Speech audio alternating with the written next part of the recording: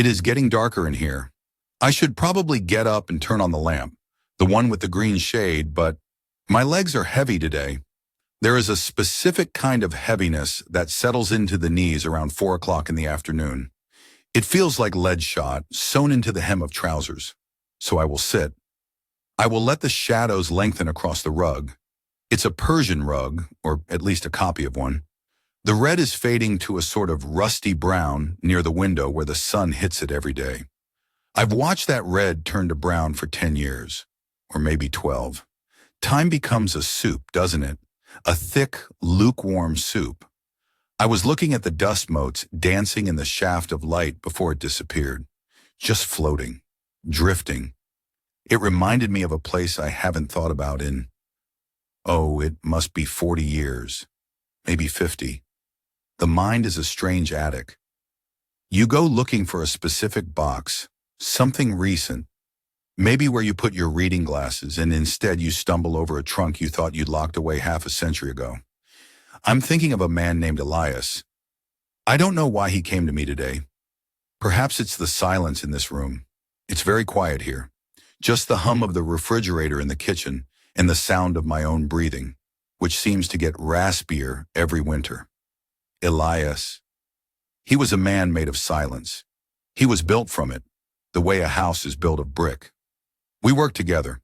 This was back when people worked in offices that smelled of stale tobacco and mimeograph fluid. A records department. It doesn't matter for which city. It was a basement office mostly. High windows that looked out onto the ankles of pedestrians on the sidewalk above. We spent our days amidst tall, gray metal filing cabinets. Rows and rows of them. They formed a maze. And in the center of that maze, there were 2 desks, mine and his. Elias Thorne. That was his name. He was older than me.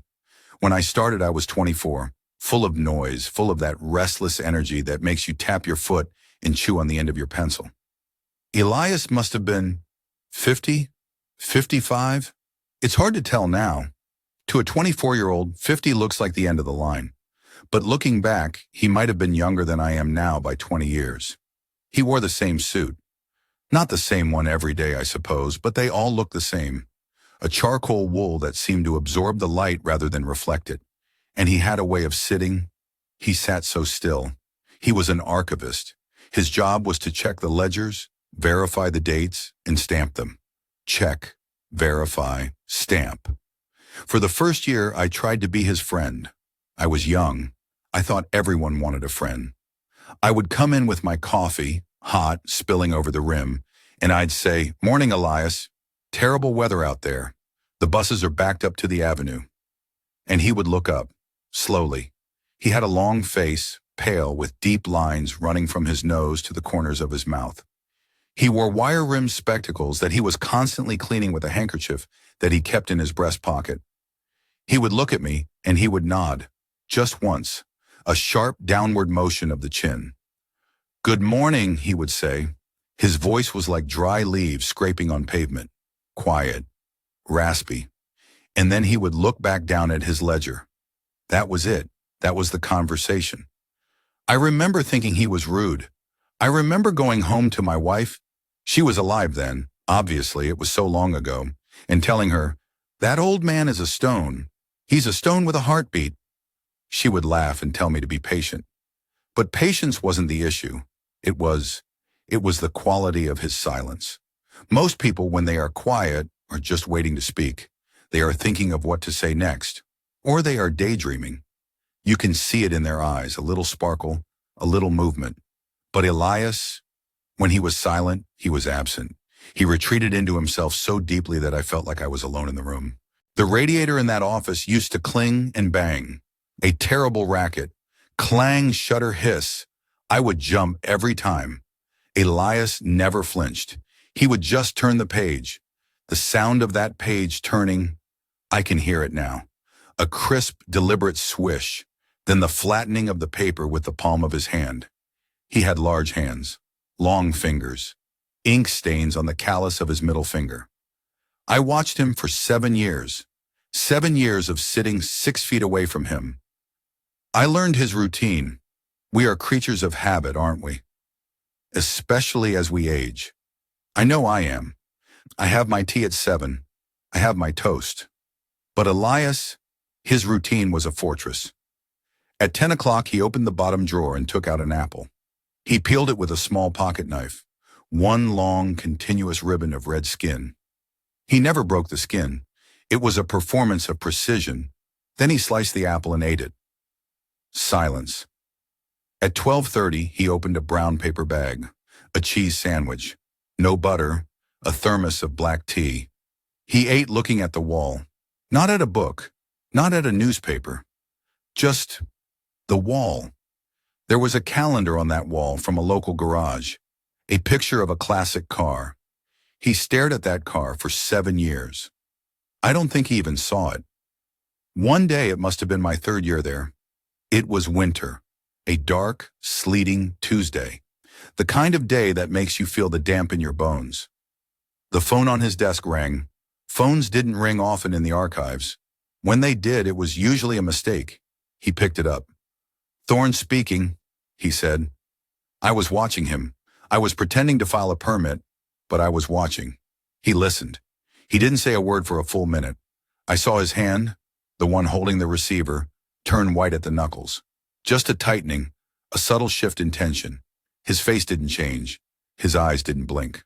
"I see," he said finally. "Thank you for calling." He hung up the phone. He sat there for a moment, his hand still resting on the receiver. Then he reached into his pocket, took out that handkerchief, and polished his glasses. He put them back on. He picked up his pen. He went back to the ledger. I couldn't help it. I asked him, "Elias, is everything all right?" He looked at me. His eyes were gray, flat, like the water in the harbor on a cloudy day. "Yes," he said, "it is fine." I found out 2 weeks later from the department secretary that his brother had died, his only brother, a heart attack. Elias had received the news, hung up the phone, and gone back to verifying dates on municipal building permits. I didn't understand it then. I thought he was cold. I thought he was heartless. I remember feeling a sort of revulsion. How can a man not crack? How can he not sigh or put his head in his hands or something? I was young. I thought emotion had to be loud to be real. I thought grief had to be a storm. But now that I am sitting in this chair with my own hands spotted and trembling slightly, I think I understand a little better. Or maybe I just see it differently. It wasn't that he didn't feel it. It was that he had decided long ago that the world was something to be endured, not engaged with. He had built a wall of silence so thick that nothing could get out and nothing could get in. He was safe behind it, but the air inside was stale. I watched that silence eat him. That's what I want to say. That is the thing that haunts me today. It wasn't a dramatic consumption. It was erosion, like wind on sandstone. Over the years, he became smaller. Not physically. He was always a tall, gaunt man, but his presence diminished. He stopped making eye contact entirely. He stopped saying good morning. He would just walk in, hang up his coat, and sit. He became a ghost before he was dead.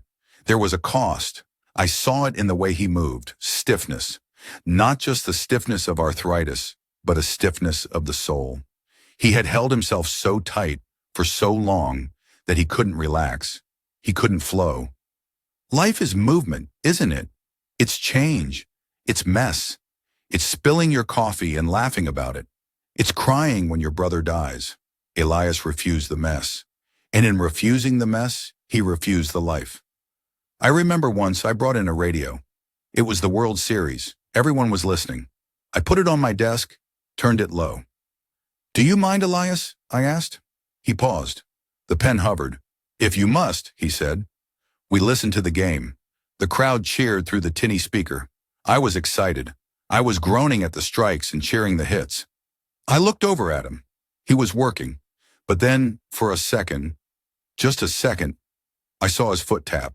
Just once. A tiny rhythm against the linoleum floor. It broke my heart. I don't know why. Seeing that tiny, involuntary betrayal of his own rigid control. There was a man inside there. There was a boy who maybe played baseball once. There was a person who wanted to cheer. But he had strangled that person into silence so many years ago that now only a foot tap remained. He retired when he was 65, mandatory retirement age back then. We had a small party for him in the break room. There was a sheet cake with white frosting. It said, "Good luck, Elias," in blue jelly script. He stood in the corner, holding a paper plate with a slice of cake he wouldn't eat. He looked terrified. That's the only word for it. Terrified. Not of the people, but of the attention. Of the requirement to be human, to smile, to say thank you. He looked like a trapped animal. The boss gave a speech. 30 years of service, and he said, impeccable records. Never a mistake.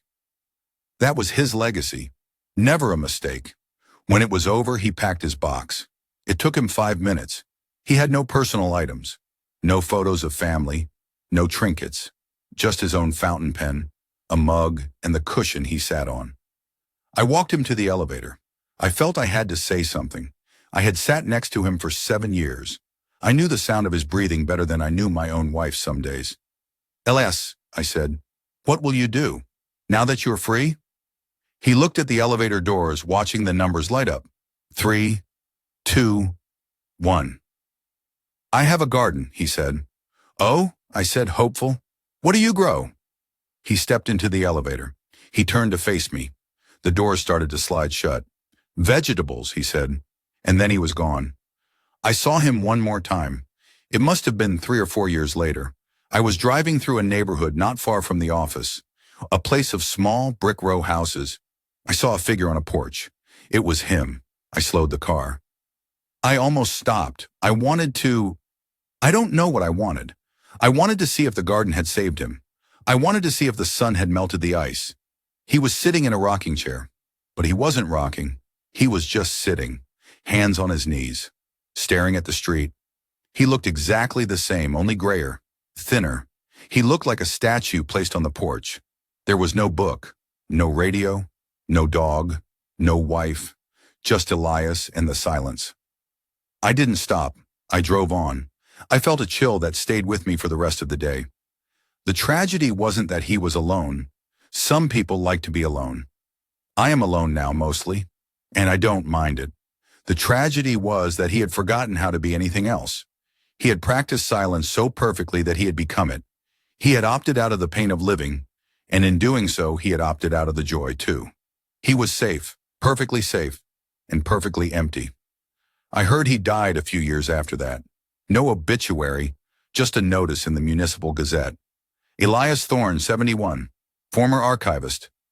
I'm rubbing my knee now. The pain is a dull throb. It reminds me I'm here. It reminds me I have a body. I look around this room, my room. It's cluttered.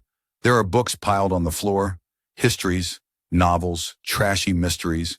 There are photos on the mantle, my wife laughing with wind in her hair, my daughter holding her first son, a picture of me on a fishing trip looking sunburnt and foolish.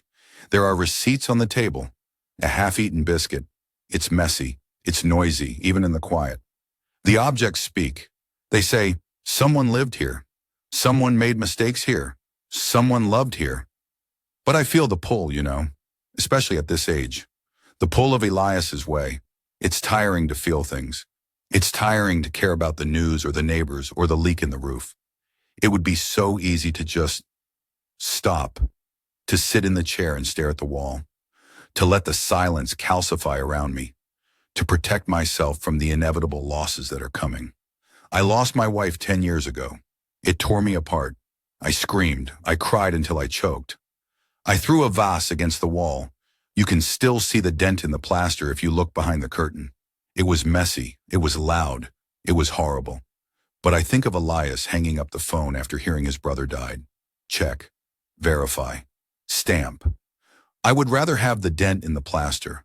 I would rather have the ache in my chest that comes when I hear a song she liked. Because that ache is the receipt. It's the proof of purchase. It means I bought the experience. I paid for it. Elias walked through the store and bought nothing. He kept his money in his pocket. He left with his pockets full and his hands empty. The sun is completely down now. The room is blue and gray. The street lights are coming on outside. I can see the orange glow casting stripes on the ceiling. A car goes by, music thumping from its windows.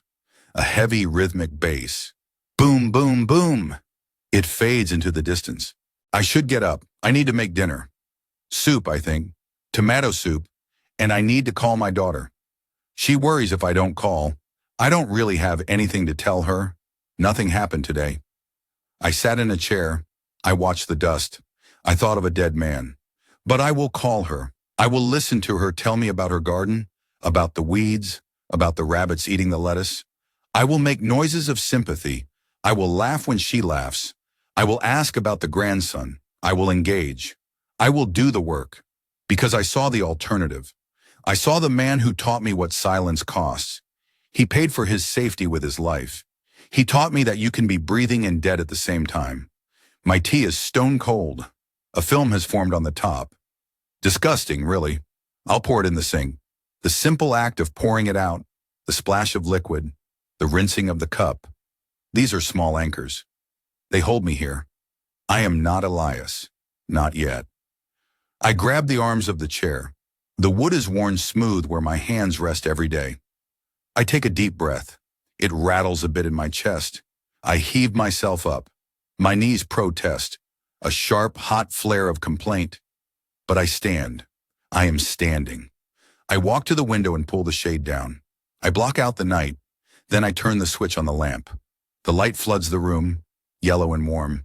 It hits the books, the photos, the dent in the wall. It's a good room. It's a loud room. Okay, I say out loud, to no one, just to hear the sound. Okay. I shuffle toward the kitchen. The floorboards creak under my feet. Good. Let them creak. Let them sing.